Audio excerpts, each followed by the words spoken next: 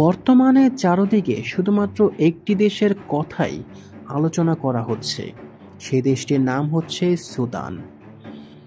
সম্প্রতি এই দেশটি থেকে এমন কিছু ছবি চিত্র আমাদের সামনে এসেছে যা নাড়িয়ে চাড়িয়ে তুলেছে পুরো মানবাধিকার সংস্থাকে।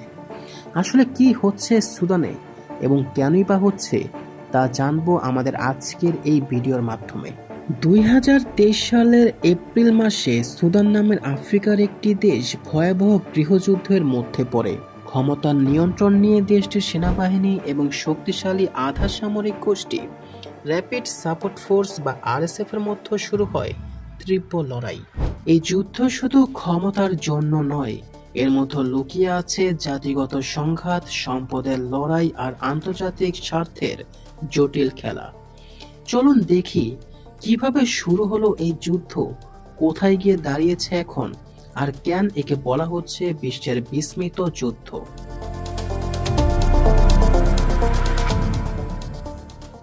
সুদানের অস্থিরতার ইতিহাস অনেক পুরাতন। 1989 সালে এক সামরিক অভ্যুত্থানের মাধ্যমে প্রেসিডেন্ট ওমর আল বশির ক্ষমতায় আসেন এবং প্রায় 3 দশক ধরে তিনি দেশটি শাসন করেন। কিন্তু 2019 সালে তার বিরুদ্ধে বিশাল জনবিক্ষোভ শুরু হয়। জনগণ চায় গণতন্ত্র আর পরিবর্তন। বিক্ষোভের চাপে সেনাবাহিনী বশিরকে ক্ষমতা থেকে সরিয়ে দেয়। এরপর সামরিক ও বেসামরিক নেতাদের সমন্বয়ে গঠিত হয় একটি অন্তর্বর্তী সরকার, যার লক্ষ্য ছিল গণতান্ত্রিক নির্বাচন। কিন্তু 2021 সালে সেই সরকারও টেকে না। নতুন করে সামরিক অভ্যুত্থান ঘটান সেনা প্রধান general Abdel Fattah al Burhan আর তার ডেপুটি র্যাপিড সাপোর্ট ফোর্সের নেতা জেনারেল মোহাম্মদ হামদান দাগালো, যাকে অনেকে হেমিতি নামে চেনেন। যৌথভাবে ক্ষমতায় এলেও দুইজন জেনারেলের মধ্যে খুব শীঘ্রই সম্পর্ক খারাপ হতে শুরু করে। মূল বিরোধ ছিল আরএসএফ বাহিনীকে সেনাবাহিনীর সঙ্গে একীভূত করার পরিকল্পনা এবং নতুন বাহিনীর নেতৃত্ব কে নেবে তা নিয়ে। প্রায় 1 লক্ষ সদস্যের এই আধা সামরিক বাহিনী দেশের নানা জায়গায় অবস্থান নেয়, যা সেনাবাহিনীর কাছে হুমকি হিসেবে দেখা দেয়। 2023 সালে 15 এপ্রিল খার্তুমে শুরু হয় তীব্র সংঘর্ষ। দুই পক্ষই ভারী অস্ত্র ব্যবহার করে ট্যাঙ্ক, বিমান, ড্রোন সবকিছুই নামানো হয় যুদ্ধে। খুব দ্রুতই রাজধানী খার্তুমের বড় অংশ দখল করে নেয় আরএসএফ। যদিও প্রায় 2 বছর পর সেনাবাহিনী আবারও কিছু অংশের নিয়ন্ত্রণ ফিরে পায়। এই সংঘাতে এখন পর্যন্ত 1.5 লাখেরও বেশি মানুষ প্রাণ হারিয়েছে।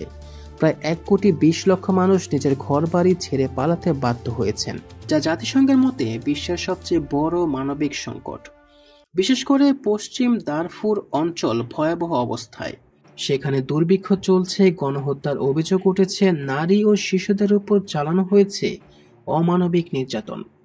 মানবাধিকার সংস্থা হিউম্যান রাইট ওয়াচ বলেছে আরএসএফ মাসালিত ও অন্যান্য আরব জনগোষ্ঠীর বিরুদ্ধে জাতিগত নির্মূল অভিযান চালাচ্ছে। অনেকে মনে করছেন এটি আরবীকরণের একটি পরিকল্পিত প্রচেষ্টা। সুদানের এই যুদ্ধে আন্তর্জাতিক স্বার্থ জড়িত। আরএসএফ এর নেতা দাগালো দেশের কয়েকটি সোনার খনি নিয়ন্ত্রণে রেখেছেন এবং অভিযোগ রয়েছে যে তিনি সেই সোনা পাচার করেন সংযুক্ত আরব আমিরাতে।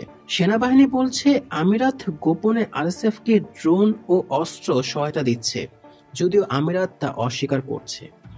এদিকে যুক্তরাষ্ট্র এই সংঘাতে সরাসরি নিষেধাজ্ঞা দিয়েছে উভয় পক্ষের নেতাদের উপর এবং জানিয়েছে আরএসএফ গণহত্যা ও যৌন সহিংসতা চালিয়েছে।